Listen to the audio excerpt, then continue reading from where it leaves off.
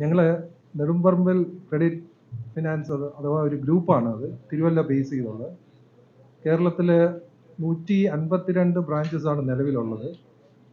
അവിടെ ഡിപ്പോസിറ്റ്സ് ഉള്ളവരാണ് ഞങ്ങളുടെ ഒരു ഡെപ്പോസിറ്റേഴ്സ് ഗ്രൂപ്പ് തുടങ്ങുവാനായിട്ട് ഇടയായി.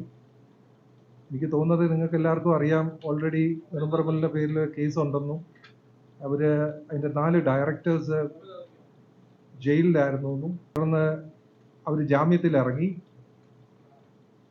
കേസ് നടന്നുകൊണ്ടിരിക്കുന്ന ഹൈക്കോടതിയിലൊരു കേസ് ഉണ്ട്, അതിൻ്റെ വിധിക്കായിട്ട് കാത്തിരിക്കുന്നു.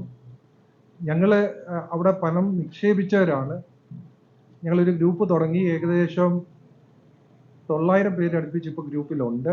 അതിൽ ഞങ്ങൾ 499 പേര് FIRs അഥവാ പോലീസ് കംപ്ലൈൻറ്റ് രജിസ്റ്റർ ചെയ്തിട്ടുണ്ട്. പറഞ്ഞു തുടങ്ങാൻ, എൻ്റെ പേര് ചെറിയാൻ എബ്രഹാം എന്നാണ്. എൻ്റെ കൂടെ വന്നവരെ ഒന്ന് ഇൻട്രൊഡ്യൂസ് ചെയ്യും. എൻ്റെ പേര് mister Bindu Pillai from Adoor. Jayakumar coming from Trivandrum Vandithadam എന്ന് പറയുന്ന സ്ഥലമാണ്. കൃഷ്ണകുമാർ, ഞാൻ ട്രിവാൻഡ്രത്തെ പേരൂർക്കരയാണ് താമസിക്കുന്നത്. എൻ്റെ പേര് മോഹൻ എന്നാണ്. ഞാൻ ഈ വണ്ടിത്തടത്താണ് താമസിക്കുന്നത്. ഞങ്ങളൊരു സംഘടനയായിട്ടൊന്നും രജിസ്റ്റർ ചെയ്തിട്ടില്ല. ഞങ്ങൾ പണം നഷ്ടപ്പെട്ടവർ ചേർന്ന് ഒരു ഗ്രൂപ്പ് തുടങ്ങി, അതിലെല്ലാവരും കൂടി ഒരുമിച്ച് നിൽക്കുന്നു. ഞങ്ങൾ ഓൾറെഡി ഈ കഴിഞ്ഞ 2 ആഴ്ചക്കുള്ളിൽ അധികാരികൾ എന്ന് പറയുന്നത്, ഒന്ന് RBI തിരുവനന്തപുരം, അവിടെ NCS ഫൈനാൻസ് പ്രൈവറ്റ് ലിമിറ്റഡ് എന്ന് പറഞ്ഞ കമ്പനിയാണ് NBFC, RBI ആയിട്ട് ലിസ്റ്റഡ് ആണ്.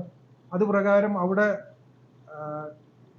ഡിപ്പാർട്ട്മെന്റ് ഓഫ് നോൺ ബാങ്കിങ് സൂപ്പർവിഷനിൽ ഞങ്ങളുടെ പരാതി കൊടുത്തിട്ടുണ്ട്. അതിൽ കൊടുത്തേക്കുന്നത് NCD ഇട്ടവരുടെ പരാതിയാണ്. ഇതിന്മേൽ ഞങ്ങളുടെ ആവശ്യം എന്ന് പറയുന്നതിൽ ഞങ്ങളുടെ നഷ്ടപ്പെട്ട പണത്തിന് എങ്ങനെ അധികാരികൾ തിരിച്ചു തരുവാനായിട്ട് സഹായിക്കുമെന്നുള്ളതാണ്. കഴിഞ്ഞ ദിവസം നിയമസഭയിൽ ഒരു ചർച്ചയിൽ പറയുന്നത് കേട്ടു, 12% പലിശ 144% എന്നൊക്കെ കയറി പറഞ്ഞിട്ടുണ്ട്. അത് അവരുടെ ഒരു തെറ്റ് പറ്റിയതായിരിക്കണം. പലിശ പറഞ്ഞിരിക്കുന്നത് 12%, അതായത് ഒരു മാസത്തേക്ക് 1% വരുന്നുള്ളൂ. നിങ്ങൾക്കറിയാമെങ്കിൽ നിങ്ങളെല്ലാവരും ക്രെഡിറ്റ് കാർഡ് ഉപയോഗിക്കുന്നവരാണ്. 17% മുതൽ 55% വരെയാണ് ആനുവൽ ഇൻട്രസ്റ്റ് റേറ്റ്.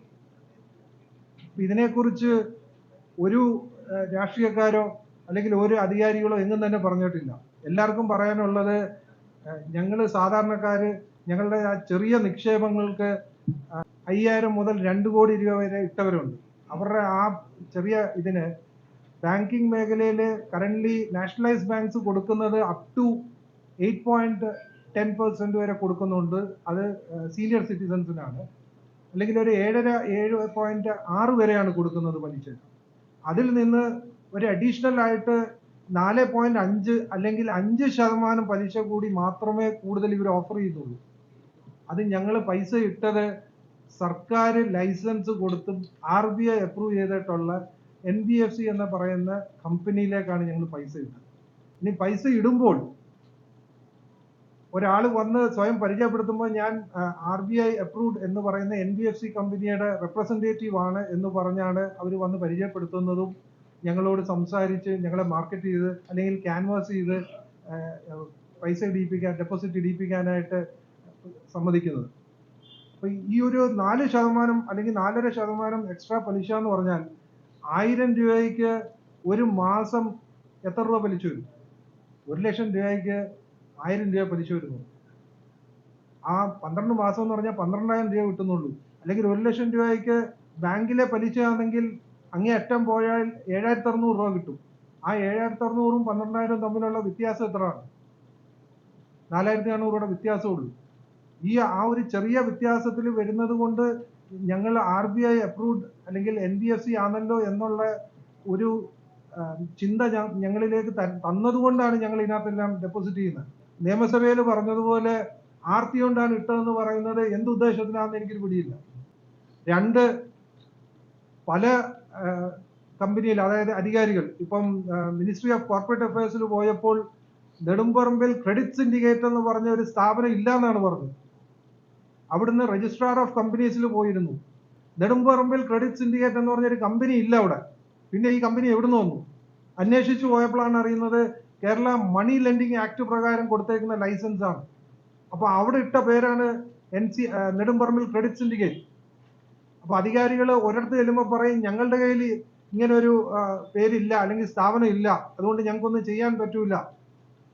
അടുത്തടുത്ത് ചെല്ലുമ്പോൾ ഇത് തന്നെ പറയും. റിസർവ് ബാങ്കിൽ ചെന്നപ്പോഴും പറഞ്ഞു നെടുമ്പറമ്പിൽ ക്രെഡിറ്റ് സിൻഡിക്കേറ്റ് അങ്ങനെ ഒരു സ്ഥാപനം ഇല്ല എന്ന് പറയുമ്പോൾ ഞങ്ങൾ സാധാരണക്കാർ പിന്നെ ആരോട് ചോദിക്കണം? ഏത് അധികാരിയാണ് അതിന്റെ ഉത്തരവാദിത്വം ഏറ്റെടുക്കുന്നത്? ഏറ്റെടുക്കാൻ പറ്റത്തില്ലെങ്കിൽ പിന്നെ എന്തിനാണ് ഇങ്ങനെ ഒരു ലൈസൻസ് കൊടുക്കുന്നത്? ഈ ലൈസൻസ് കൊടുക്കാൻ സർക്കാരിന് കാശ് കിട്ടും, മേടിച്ചാൽ മാത്രം മതിയോ? ഞങ്ങൾ സാധാരണക്കാർക്ക് എന്തെങ്കിലും ഒരു നീതി തരണ്ടേ?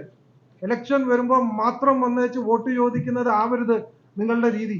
അതിന് നേതാക്കന്മാർക്ക് ഒരു മാറ്റം വരുത്തണം. സാധാരണക്കാർക്ക് നീതി ലഭിക്കണം. പോലീസ് സ്റ്റേഷനിൽ പോയി പല പോലീസ് സ്റ്റേഷനിലും കേസെടുത്തിട്ടില്ല.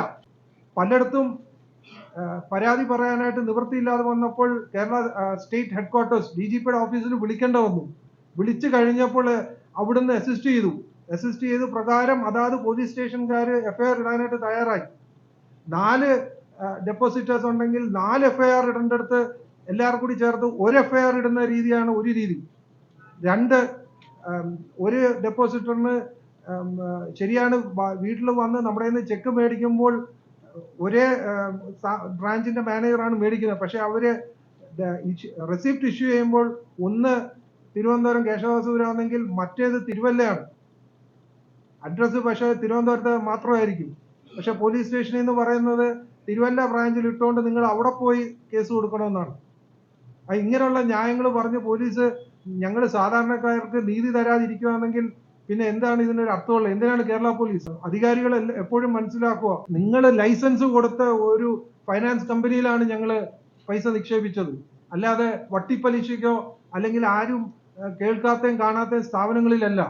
ഈ 152 ശാഖകളുള്ള നെടുമ്പറമ്പിൽ ക്രെഡിറ്റ് സിൻഡിക്കേറ്റ് എന്ന് പറയുന്ന സ്ഥാപനത്തിന് ഇത്രയും ബ്രാഞ്ചസ് ഉണ്ടായി. അപ്പൊ ഇവർക്ക് ലൈസൻസ് ഇല്ല എന്നുണ്ടെങ്കിൽ എങ്ങനെയാണ് ഇത് തുറപ്പിക്കാനായിട്ട് അധികാരികൾ സമ്മതിച്ചത്?